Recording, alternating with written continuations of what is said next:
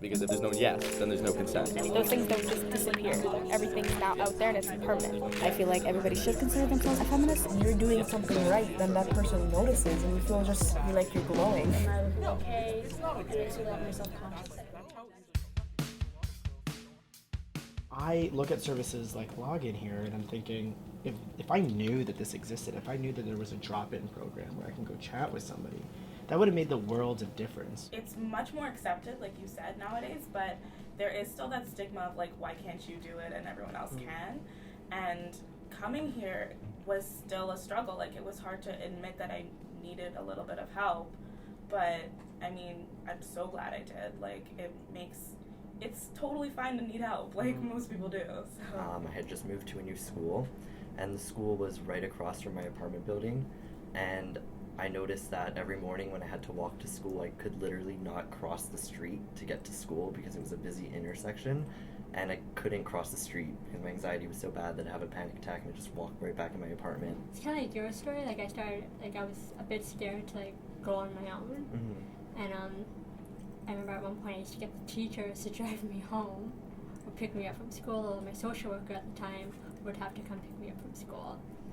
So they hooked me up with Oolagen, and I think it really helped because I had someone to like talk to all the time. Like, even during school hours, I was able to just call someone, and it was good having someone to depend on. My problem was it's not that I didn't want education, I just couldn't go to school and I couldn't go home. Like, you were scared to. Yeah, it was too scary, so I couldn't do it. And everyone was like, oh, you're just a skipper. Yeah. Like, you're just a school. Like, they were like, you can't get on a bus. Yeah, like, that's so pathetic. Mental health, it's like a forest fire. Like, if you don't treat it at its beginning, like, it just keeps spreading. Yeah, but like, there are so many services to help you, but like, you just don't know about them. Mental health, for example, is something that I think almost like every teen needs to be talking about, I think, because like high school, I remember high school to be very hard, okay? Like, it was like challenging, and like it tested my mental health. Like, I knew something was wrong when other people were questioning you, like, why, well, you couldn't do something that everyone else was doing, like, so, like, at peace, like walking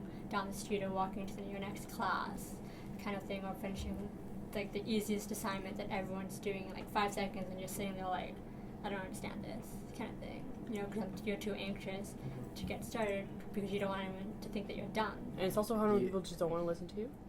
Yeah. It's like when you self-diagnose, it's like, I swear I have this, and they're like, no, you're crazy. No, yeah, that's the worst. Like, when I tell my psychiatrist sometimes, like, I think I might have this, she just like laughs. Exactly, Like, I she's hate like, that so I'll much. diagnose you, and it's like, I think I know myself pretty well. Personally, my anxiety sort of comes in waves. Like, for a while I'll be really okay, and then all of a sudden I just feel like I'm not at all like the person I was a couple weeks ago. For some reason, it's still sort of embarrassing or awkward to bring up. I know when I started coming here, I would just say like, oh, I have an appointment, and then like this guy I really liked was like, for what? And I was like, nothing. But it like just talking about it with anyone and over makes it so much easier. Whenever you see movies about people with mental illness, they're usually like bonkers, and it's kind of I mean, that does sucks. happen, like, but yeah, and It's like stages. but they show just the worst part of it. It's like, Yeah, it does happen, but it's not. They're normal. Everything too. they and are. That's the reason people, when they hear mental illness, they think of like American Horror Story Asylum. Like, it's not that scary. It's something that lots of people deal with, and it's important to represent people dealing with it the way that a lot of us are, which is just like, we get on with our lives, like, we do our thing. TV series Degrassi, for instance, like in this new season and past seasons, they normalize mental health issues. Like, movies, I feel like for mental health are complete opposite of what you want to be looking at. Like, TV series spend actual time on the characters and to show what they have and their symptoms and how they live a normal life. Yeah, like, they show it from the beginning to the end, whereas movies, it's just the end. Yeah. Like, sometimes they don't even show the recovery process, it's just, like, the juicy part. Where, Yeah, like, the they're- climax. Where Like, they've when I lost first their started getting depressed, I was at first no one really noticed because nothing had really changed. I was still spending a lot of time in my room, all alone, just reading more books. I'm not doing alcohol, I'm not doing drugs, I'm not smoking, I'm not doing any of that, but it's still not necessarily the most healthy of things I could have done. I feel like whatever you do, whatever your habits are, it shouldn't be to escape. Like, you should still be like able to embrace whatever's going on in your life. Enjoy But it, yeah. rather than escape. There's this quote I heard, Yeah. it's like, everything in moderation, including moderation. So sometimes you're gonna stumble onto something that you like, so spend a lot of time with it. Yeah. But then you go back and live moderately and try to share your time. What if your friend is going through something? How do you know your friend needs help, and then how do you actually help them? Especially if they say, "Don't tell anybody."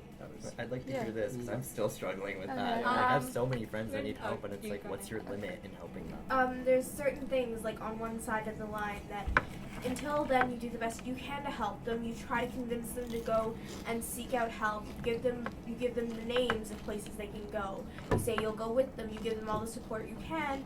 But if they cross the line, you have to tell someone. What's that line? Self-harm, harming in any way, drugs, Drug stuff abuse. like that. You try to give them resources. You tried your best to educate them, and then it's up to them. I read a quote like that. It's just like a person will change when the pain of staying the same exceeds the pain of the change. Anyone feel free to object, but the thing that I find with mental health is that like you actually cannot get better unless you are trying. Yes. Like you have Yes, to try. beautiful. Like I was just on medication, I wasn't doing the therapy, I wasn't doing the counseling, and like ultimately that made me feel better, but once I got off my medication it was back to the start. Like it's like a broken leg. Like yes, you'll take your medication, but like you would have to do the physical therapy too.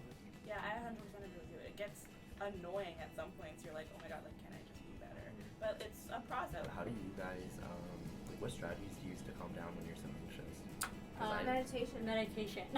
Wait, medication or meditation? I said meditation. I said meditation. I'm on medication, but like sometimes that's not something I gotta do like meditation as well. Control is so important.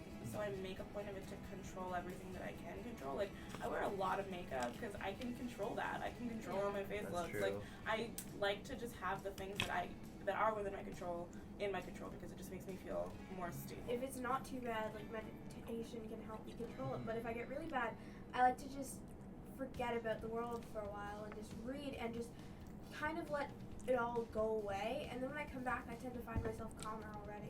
Honestly, what's really interesting from what I've learned in this conversation is you guys seem to have such a strong sense of understanding about, how you guys feel and when those triggers are.